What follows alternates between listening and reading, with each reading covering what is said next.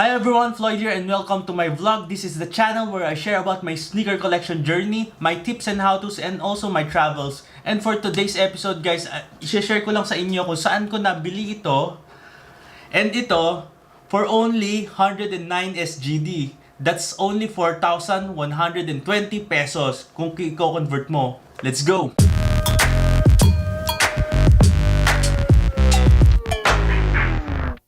So guys, kung pinafollow nyo si CARLO'S, isang sneaker YouTuber sa Philippines, pumunta siya dito noon dito sa Singapore. Ilalagay ko yung vlog link niya dito sa baba.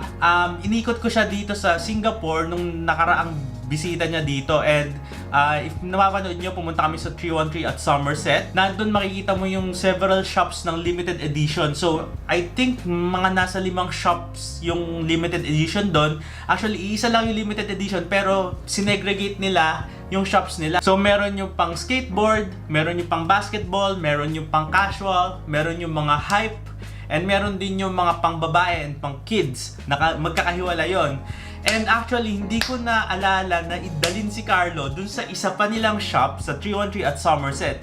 And ayun yung limited edition outlet store. Yung limited edition outlet store, makikita mo dun sa second floor ng 313 at Somerset. Pag akyat mo, makikita mo yung mango.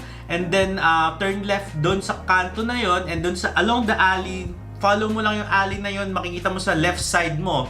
So, ulitin ko second floor, hanapin mo yung mango, turn to that alley, and then look to your left. Makikita mo na doon yung limited edition outlet store. So guys, ano meron doon sa limited edition outlet store? Marami siyang brands na nandun sa loob. Meron Nike, meron Puma, meron Adidas, meron SAUCONY, meron New Balance, may Vans, lahat nandun. So halo-halo na siya doon. May pang forma, may pang basketball, meron pang running. So iba-iba. So actually, napunta ako doon kasi naghahanap ako ng beaters for me and my wife kasi magta-travel kami this coming weekend. And luckily, ang dami naka-sale talaga doon. Actually, lahat naka-sale doon. Pero nakita ko tong pair na to. And ito, so this one is for only $50, 50 SGD. And this one is only for 59 SGD. So pag pinagsama mo siya, 109 SGD lang siya. So magkano in peso? Nasa around 4,100 pesos lang siya. Grabe guys, sobrang sulit nito. So this one is New Balance and this one is SAUCONY. So unahin natin to sa aking wife. This one is a New Balance na 997. Makikita mo. And this one is made in USA. Grabe guys, ang ganda ng quality niya. Made in USA siya. Yung upper niya, pigskin leather. Ganda guys. Sobrang ganda talaga ng quality. Guys, masasabi ko lang talaga sa New Balance, maganda talaga yung quality niya. Yung material pa lang nung ginamit sa kanya, talaga naman, sobrang sulit na. And for 50 SGD, less than 2,000 pesos, guys, sobrang sulit na nito. Brand new siya, brand new. Ganda. So, yung quality talaga niya, and sobrang comfortable talagang gamitin ng mga New Balance. Ayun lang isang masasabi ko. Yung comfort talaga niya, iba talaga. Maganda talaga ang New Balance. So yan, papakita ko lang sa inyo. Ito yung lateral side niya guys. Ayan oh. Ganda. Ito yung heel. Medial niya. Ito yung outsole niya. Ganda guys. Kulay maroon siya. Then parang ox blood na kulay. Yan o, ito yung tongue niya. Ito, ox blood na kulay niya, darker maroon. So may accent siya ng dark maroon and then yung lighter shade niya. Ganda guys. So again, this one guys is only 50 SGD, less than 2,000 pesos. Have you ever felt? Are you listening? Damn.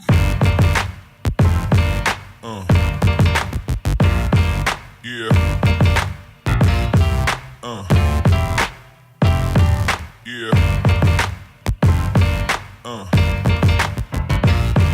Yeah.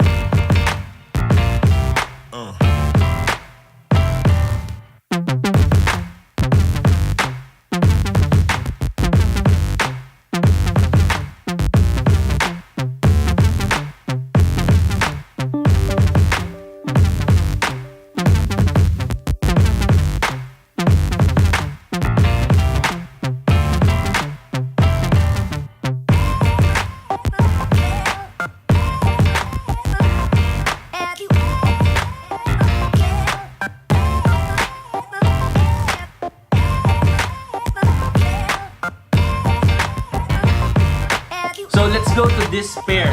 Now this pair guys, eto malupit talaga kasi first SAUCONY ko to and hindi ko siya in-expect na makikita doon.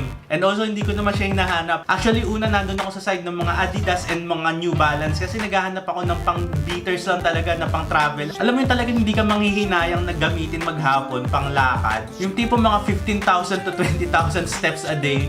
So naghahanap na talaga ako ng pang beaters. And then nakita ko to, ganda lang kasi parang may feel siya nung pagka Yeezy 700 Wave Runners. Ang ganda kasi medyo chunky siya. Tingnan niyo yung lateral side ito. So guys, ito yung lateral side. Makikita niyo may para pa siyang pattern dito sa midsole niya. Then, ito yung medial side niya. Same. May pattern din siya and may mga iba't ibang mga texture dun sa kanyang midsole. Then yung upper niya guys, iba't ibang texture and iba't ibang materials din and iba't ibang mga color blocks din. So may darker brown, meron lighter shade of brown, meron din siyang yung navy blue, meron din yung maroon. So ang ganda lang niya, sobrang maganda talaga siya guys. And this one is SAUCONY Grid 9000 and collab siya ng Billy's and SAUCONY. So guys, chine-check ko siya ngayon dito sa goat.com. Nasa around 285 USD siya. And eto nakuha ko ng 59 SGD. Kung i-convert nyo to sa USD, nasa around 35 USD lang to. Grabe guys. Another 2,000 pesos pair of sneakers. Hindi na ako manghihinayang ipang beaters to, pero ang ganda lang talaga ng quality. So guys, nagulat lang din ako nung chinek ko yung outsole niya. Hindi ko in-expect. Kasi first ko tong SAUCONY na pair. Pag check ko ng outsole niya, ito oh. Boom! Meron siyang air unit sa likod. Sa heel part. Solid, di ba? Ganda! Solid. So, iba't iba yung material niya. Itong part na to ng toe box, sobrang manipis siya. Sobrang breathable yung part na to. So, comfortable rin siya. Then, yung inner part niya, guys, sobrang lambot. Sobrang comfortable. So, panalo-panalo to pang beaters, pang travel. Kahit 20,000 steps a day, sobrang kayang-kaya ko dito.